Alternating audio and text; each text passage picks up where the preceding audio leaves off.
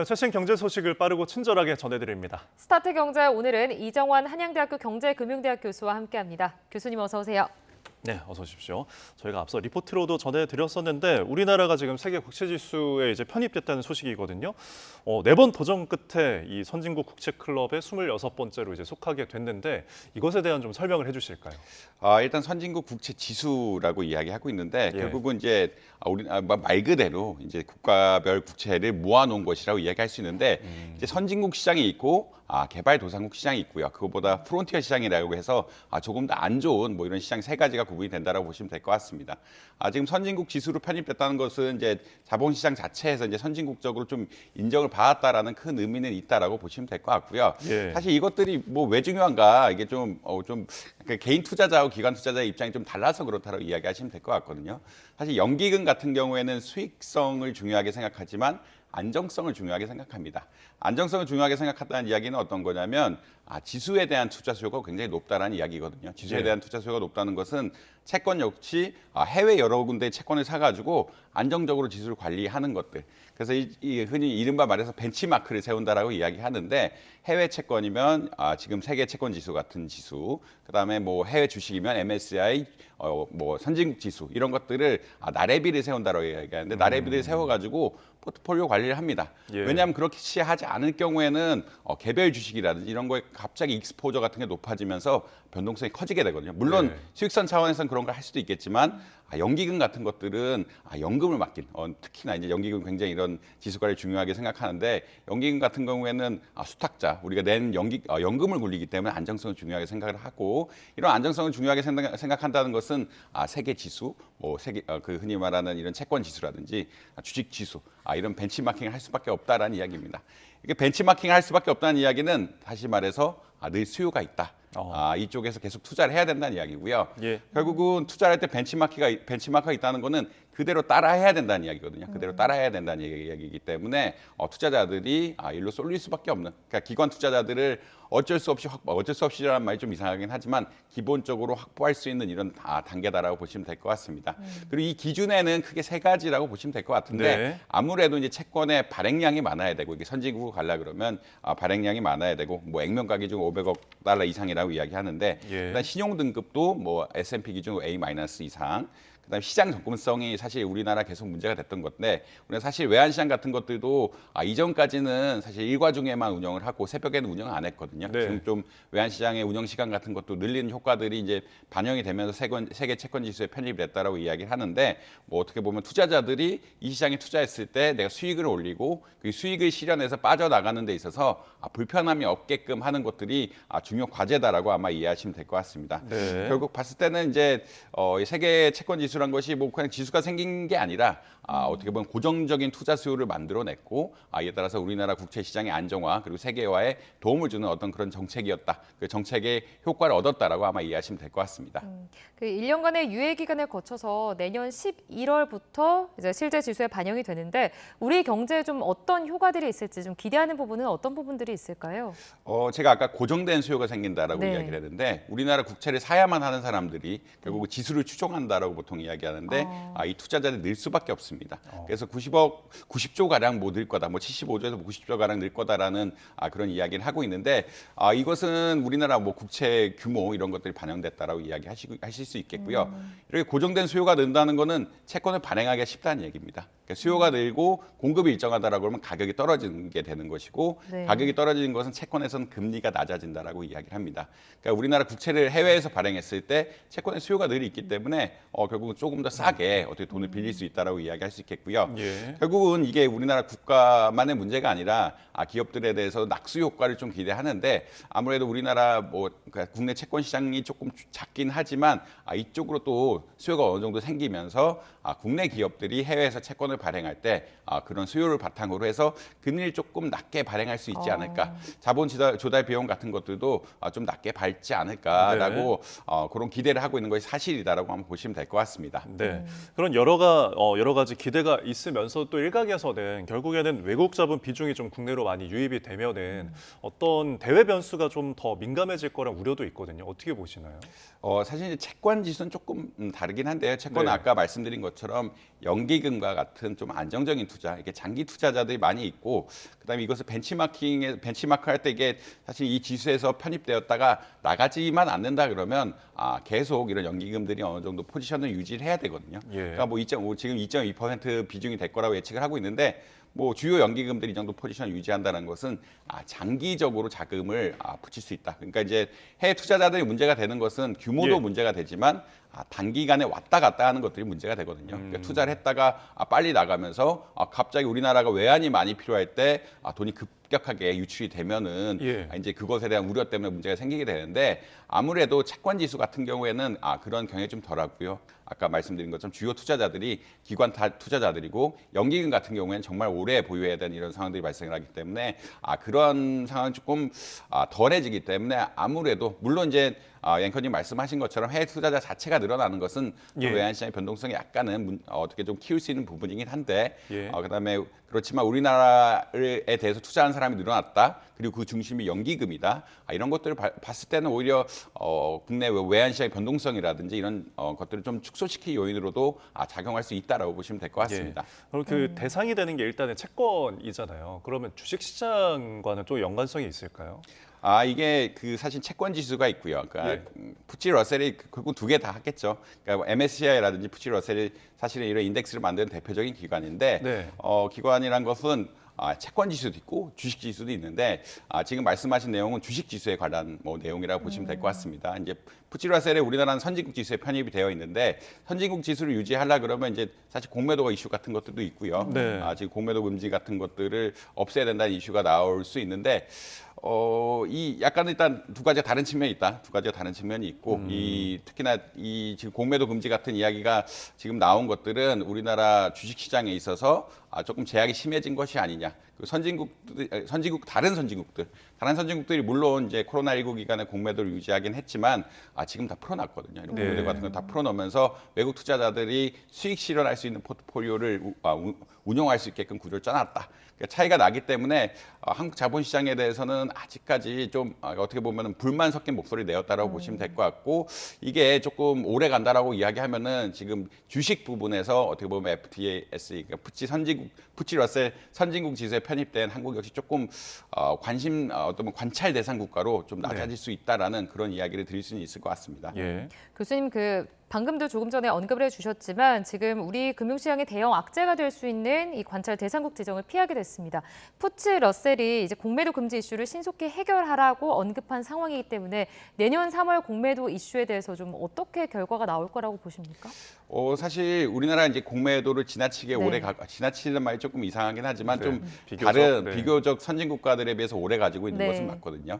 사실은 이게 주가에 있어서 공매도란 것은 주가가 하락할 기대를 반영할 수 있는 좋은 좋은 수단이라고 할 수 있겠고요. 근데 우리나라 입장에서는 조금 기울어진 시장이다. 너무 기관들에 대해서 기울어진 시장이고, 요것은 이제 주가 조작이라든지 이런 데 이용했기 때문에 이런 어떻게 보자면 이런 것들 개선하자는 이야기를 하고 있는데, 네. 예. 이런 과정에서 좀 어떻게 보면 공매도 금지가 길어지고 있다라고 보시면 될 것 같습니다. 근데 이제 선진국 투자자들이 보기에는 우리가 투자 전략이 100개야. 흔히 말하는 오를 때 쓸 수 있는 전략들이 있고 내릴 때 쓸 수 있는 전략들이 있는데, 혹은 변동성이 클 때 쓸 수 있는 전략들이 있는데, 내려가는 측면을 막아놓게 되면은 투자자 입장에서 굉장히 어려운 상황들이 발생을 하게 되고, 이런 것들을 반영해서 아마 이게 사실 정부 측의 압박이 되긴 하거든요. 갑자기 이제 사실은 푸치 러셀의 선진국 지수에 있다가 이게 관찰 대상으로 떨어지게 되면은 외국인 투자자도 좀 떠날 가능성도 있고, 흔히 말하는 지금 하려고 있는 밸류업 노력에 있어서 또 부정적인 요인을 작용할 수가 있기 때문에 예. 이 공매도 금지를 좀 풀어야 되는 좀 압박이 그러니까 있는 것은 사실이다라고 보시면 될 것 같습니다. 예, 우리 시장의 가치가 좀 날로 높아졌으면 좋겠다는 생각이 듭니다.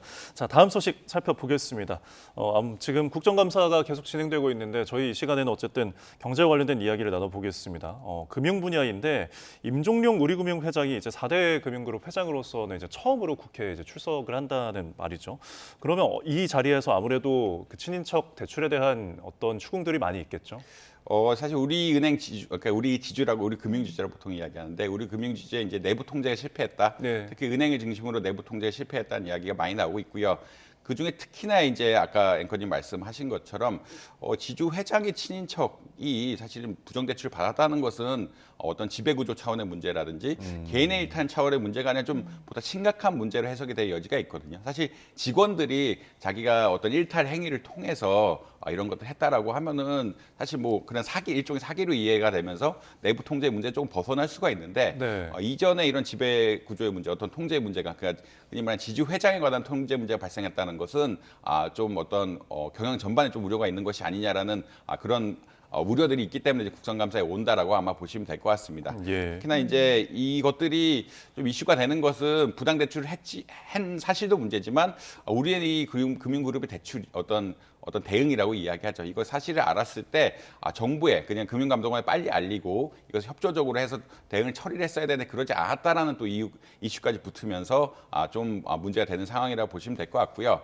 사실 이 대출 자체가 임종용 회장이 취임하고 있는 것은 아닌데 임종용 회장이 취임하고 난 이후에 이것에 대한 대응이 좀 잘못된 것이 아니냐라는 이슈까지 겹치면서 좀 심각하게 보고 있다라고 아마 이해하시면 될 것 같습니다. 결국은 이거 말고 뭐 김해지점의 금융사고라든지 다수의 금융사고가 있다 보니까 예. 이것을 소명하고 내부 통제를 강화하겠다라는 그런 입장을 밝히려 아마 가시는 게 아닐까 이렇게 생각을 하고 있습니다. 네. 교수님, 그런데 뭐 일각에서는 현재 추진 중인 그 인수합병 문제를 좀 완수하기 위한 그런 행보다라는 이런 의견들도 있더라고요. 이 부분에 대해서 좀 어떻게 보십니까? 사실 우리 금융지주는 일반 다른 신한이라든지 KB금융지주 이런 데 좀 다른 구조를 가지고 있는 게 한 뭐 1년 전만 해도 증권사가 없었고요. 생명보험사, 보험사들이 이렇게 취약하다 보니까 은행 위주로만 좀 매출이 계속 나오는 이런 구조였다. 그래서 은행 위주로만 매출이 나오면서 은행 안의 갈등이 또 금융의 어떤 금융지 전체 리스크로 퍼져가는 이런 구조를 가지고 있었다라고 이야기를 하고 있습니다. 사실 최근에 이제 금융투자업의 수익이 굉장히 올라가면서 증권사에 대한 수익이 중요하게 되고 있고 생명보험사 역시 아무래도 그 기대 수명이 늘어나다 보니까 이런 생명보험의 수요 같은 것들이 늘어나고 있어서 가지고 있어야 된다. 그게 우리 금융지주가 이제 증권사라든 생명보험사가 없으면 운영이 안 된다라는 그런 입장이 생기면서 임종용 회장이 적극적으로 해서 이제 포스증권을 이미 인수를 하고 네. 동양 AB의 생명보험을 인수한다라고 아마 보시면 될 것 같습니다. 근데 이제 이런 인수 과정에서는 결국 금융감독원 그리고 금융위원회의 최종적인 인가가 필요하거든요. 이런 인가가 필요하기 때문에 어떻게 보자라면 이번에 적극적으로 해명을 하고 내부 통제 문제를 해결하겠다. 이런 의견을 벌치면서 이런 동양 AB의 생명 인수 과정의 어떤 것들을 문제 없이 해결하고자 하는 의지를 보이고 있다라고 아마 보시면 될 것 같습니다. 네. 또 뭐 우리은행뿐만이 아니라 우리금융뿐만이 아니라 지금 국감장에 나설 증인이 이석용 NH농협은행장도 있는데 결국 농협도 이제 횡령이나 배임 같은 금융사고가 있었기 때문에 이 부분에 대해서 좀 자유롭지 못할 것 같아요. 사실 이제 농협금융지주 그러니까 5대 금융지주라고 이야기하는데 나머지 신한, KB, 우리 이런 금융지주와 차이는 그 농협은 상장이 안 돼 있다라는 그런 측면이 있습니다. 상장이 안 돼 있다는 측면은 어떤 거냐면 이렇게 외부에서 좀 감시를 받기, 그러니까 농협중앙회가 다 가지고 있기 때문에 외부에서 모니터링 프로세스가 약간은 부족할 수밖에 없다. 그리고 이런 프로세스가 부족하다 보니까 그리고 농협 같은 경우에는 아무래도 지방에도 지점이 너무 많다 보니까 이런 내부 통제가 좀 어려워지면서 이런 사고들이 발생한다는 이야기들이 굉장히 많이 나오고 있습니다. 결국은 농협이 가장 많이 사고 나는 그런 케이스라고 보시면 될 것 같고 이것은 어떤 농협의 특성, 아무래도 지방에도 지점이 너무 많고 그다음에 어떤 상장 법인이 아닌 이런 특성들이 반영을 해서 그렇게 된다라고 보시면 될 것 같고요. 농협 역시 이제 적극적으로 그 NH 농협도 결국 농협은행에서 적극적으로 이런 것들을 해결해야 된다는 의지를 갖고 있기 때문에 내부 통제 문제를 어떻게 바꾸겠다, 어떤 이런 부정 대출의 문제를 어떻게 바꾸겠다를 결국은 소견을 밝히는 이런 과정이라고 아마 보시면 될 것 같습니다. 예. 교수님, 뭐 농협의 예를 들긴 했지만 어쨌든 지금 뭐 주요 국내 은행들의 부정 대출 또는 횡령, 배임 이런 사고들이 계속 끊임없이 종종 나오고 있잖아요. 뭐 이유가 뭐라고 봐야 됩니까? 뭐 사실 이제 개인들이 돈이 필요해서 사기를 치는 것들은 뭐 이유가 다양하긴 한데 이런 것들을 이제 제도적으로 막았던 어떤 장치들이 예전에 좀 부족하지 않았느냐라고 보통 이해를 하고 있습니다. 가장 쉽게 막을 수 있는 것들은 업무를 오래 못하게 하는 것들이 대표적이라고 이야기할 수 있거든요. 결국은 업무 과정이 2, 3년마다 한 번씩 바뀌게 되면은 2, 3년마다 한 번 이게 서류 검토를 받는다. 그러니까 후임자들이 전임자들이 어떻게 했는지 명확하게 파악을 해야 되기 때문에 예. 2, 3년마다 이렇게 한 번씩 체크를 빨리빨리 할 수밖에 없고 이 과정 속에서 결국은 이슈가 빨리 알려지게 되면서 통제가 좀 강할 수 있다라는 이야기를 하는데 많은 대출 사고들 뭐 경남은행 대출 사고라든지 이럴 때 장기 근속자들이 그러니까 한 네. 업무에 오래 하신 하고 분들이 있는, 예. 그런 인센티브를 가지고 많이 했다라고 이해하고 있거든요. 그러니까 내부 통제란 것이 결국 서류상의 내부 통제도 있지만 이렇게 제도적으로 내부 통제를 조금 더 강화할 수 있는 기제들을 계속 만들어야 되고요. 사실 이제 이게 아무래도 큰 금액을 다룬 직업이다 보니까 개인들이 일탈할 가능성이 굉장히 많다. 왜냐하면 자기가 일부만 가지고 있어도 뭐 평생 이렇게 잘 살 수 있다라고 하면은 어떻게 보면은 이런 인센티브가 많은 건데 결국은 내부 통제라는 것이 이런 규약 강화도 있고 제도적인 강화도 있고 어떤 사내 교육 같은 걸 강화해서 제도적으로 맞는 수밖에는 없는 과정이다. 그리고 일단 발생했다라고 이야기하면은 금융감독원이라든지 이런 것들을 사례를 알리면서 결국은 이런 이슈들이 생기는 이유가 뭔지 그리고 이제 이것이 금융기관 업무 자체의 어떤 문제점인지 은행 업무의 문제점인지 파악을 해서 다른 쪽에서도 사실 안 나게끔 하는 것들이 중요하다라고 보시면 될 것 같습니다. 예. 사실 이렇게 금융사고가 계속해서 발생하는 가운데서도 은행들이 이자 수익을 많이 거두면서 좀 돈잔치를 했다 이런 기사도 나오고 있거든요. 이 부분은 좀 어떻게 보시나요?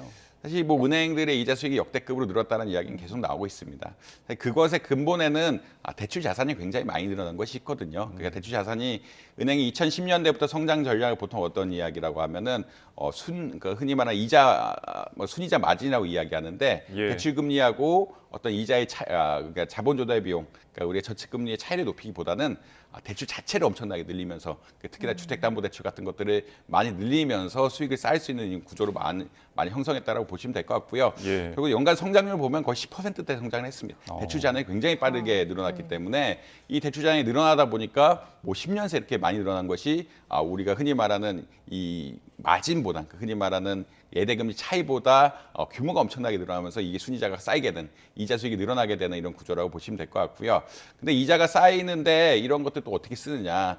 지금 희망퇴직 같은데 너무 좀 지나치게 쓰는 것들이 아니냐라는 의견들이 나오고 있습니다. 예. 사실 이제 금융권에서 임금이 뭐 삼성전자나 현대차보다 많다라는 이야기들이 나오면서 좀 임금이 과다한 것이 아니냐, 그리고 퇴직금 같은 것도 좀 과다하게 산정되는 것이 아니냐라는 의견들은 계속 나오고 있거든요. 근데 네. 이제 은행들 자체는 아무래도 온라인 은행과 경쟁이라다 보니까 계속 판관비를 줄인다라고 이야기하는데 이런 직원들을 좀 줄여야 할 인센티브들이 있고요. 그리고 온라인으로 가는 인센티브들이 있는데 이런 것들을 결국은 희망퇴직금을 많이 주면서 내보내는 이런 상황들이고 이런 것들이 조금 너무 어떻게 보면 대출을 많이 늘렸고 안정적인 주택담보대출 늘리면서 이자 장사를 하는데 희망퇴직금 같은 것만 좀 늘린 게 아니냐라는 좀 비판을 받고 있다. 그런 것들에 대해서는 사실 일견 뭐 맞는 측면도 있다라고 보시면 될 것 같습니다. 예. 교수님, 뭐 이런 상황에 대출 금리도 오르면서 은행권의 영업이익은 계속 증가할 걸로 좀 보고 있는데 좀 이런 흐름이 앞으로도 계속해서 이어질 거라고 보세요? 어떻게 보십니까? 아까 보다 큰 원동력, 아까 말씀드린 것처럼 순이자 마진이라고 이야기하는데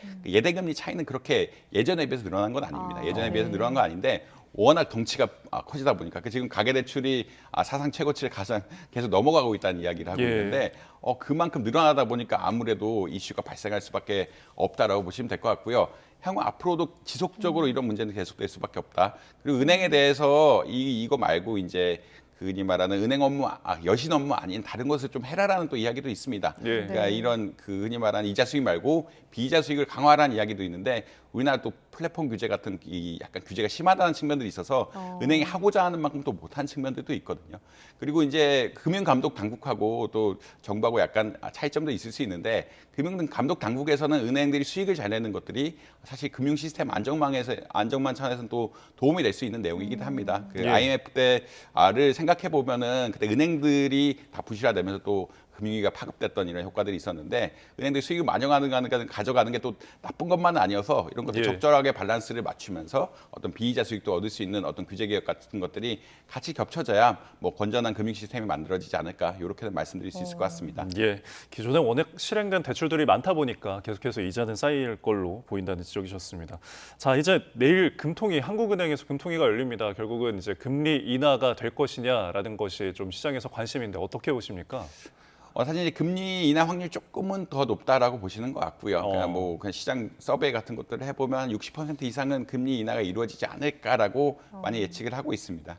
그 근거에는 이제 물가 지수가 1%대로 내려가면서 정부의 목표보다는 더 낮아진 수준이 돼버리니까 금리 인하의 늦출 어떤 명분 같은 것도 조금 줄었다.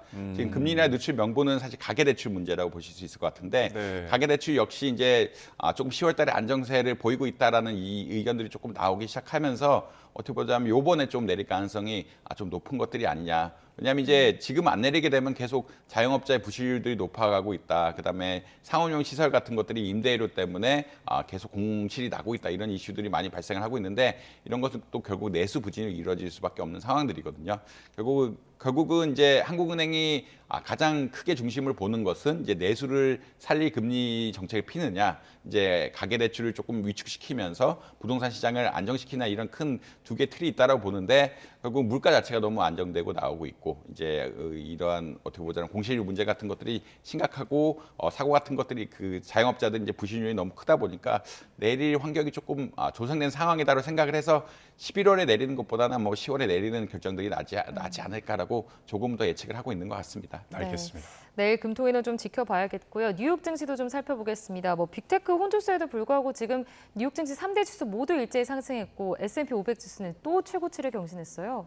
사실 이제 이게 왜 오르냐에 대해서 관심이 많긴 한데 네. 뭐 일반 추세적으로는 선거까지는 조금 오를 가능성이 높지 않나라고 그냥 보고 있는 것 같습니다. 선거 전까지는 아무래도 그 물가 이슈를 좀 상쇄시키기 위해서 정부가 조금 적극적으로 나서지 않을까라는 좀 기대감도 있는 것 같고 그다음에 이 다우존스가 뭐 나스닥보다 좀 많이 오르는 케이스는 보통 경기 침체에 대한 어떤 기대감들이 조금은 완화됐다. 뭐 이런 기대감이라고 보시면 될 것 같거든요. 예. 결국은 주가가 오를 때 이제 나스닥 같은 거 많이 오르면 기준금리가 많이 오르면서 투자가 적극적으로 일어날 것이다. 그런 관점이라고 보시면 될 것 같고 어제는 다우존스가 좀 오른 것들은 기본적으로 FOMC 의사를 공개했는데도 경기 침체 확률이 조금은 떨어지지 않았나 뭐 이런 것들이 반영됐다. 근데 지금 시장 자체가 워낙 불확실성이 큰 시장들이고 금리가 인하한 것들이 경로들이 정확하지 않다 보니까 뭐 언제든지 조금 더 급락하는 케이스도 생기고 뭐 좀 조정세를 봐야 되는 시장이긴 하다라고는 말씀드릴 수 있을 것 같습니다. 예, 뭐 시장에서는 경착륙, 연착륙도 아닌 무착륙이 나올 수도 있다라는 전망까지 나오고 있더라고요. 근데 지금 이제 국제 유가도 이게 좀 변수인데 계속 오르다가 이틀 연속 하락했거든요. 아무래도 중동 변수가 좀 있는 것 같아요. 가장 큰 이슈는 이제 이스라엘하고 이란의 어떤 관계가 좀 어려워지면서 사실 이란이 이제 미사일을 쏘면서 이스라엘이 어떻게 대응할 것이냐라는 그런 관점이었는데 만약 이스라엘이 이란의 어떤 산유 시설을 공격함으로써 경제 환경을 마비시킨다라고 하면 이제 전면전이 될 가능성이 높고 네. 또 산유 시설이 마비된다는 얘기는 기름의 수출이 어렵다는 이야기거든요. 그러니까 기름의 수출이 어렵기 때문에 유가가 폭등하지 않을까라는 그런 우려들이 생기면서 한동안 올라갔는데 지금 나오는 얘기들은 산유 시설에 대한 공격은 하지 않겠다. 그런 경제 활동을 침체시키는 공격을 하지 않겠다. 하지 않고 어떻게 보면은 헤즈볼라 같은 어떻게 보자라면 뭐 이런데 직접적으로 대응하면서 휴전 협상을 하든가 혹시나 이제 문제가 생긴다 그러면 헤즈볼라 자체의 어떤 공격을 한다는 이런 쪽으로 좀 가고 있기 때문에 좀 가격이 안정되는 것이 아니냐라고 아마 이해를 하시면 될 것 같습니다. 결국은 전면전으로 하려 그러면 경제 시설 타격을 해야 되는데 경제 시설의 타격의 확률이 좀 줄어들고 있고 그다음 헤즈볼라와 어떤 협상이라든지 헤즈볼라의 어떤 국지적인 갈등을 통해서 이게 해결하려는 의견 쪽으로 가다 보니까 좀 유가가 하락하고 있는 양상이다라고 보시면 될 것 같습니다. 예, 알겠습니다. 오늘 경제 이슈들 여기까지 들어봤습니다. 이정환 한양대학교 경제금융대학 교수와 함께했습니다. 오늘 말씀 고맙습니다. 고맙습니다.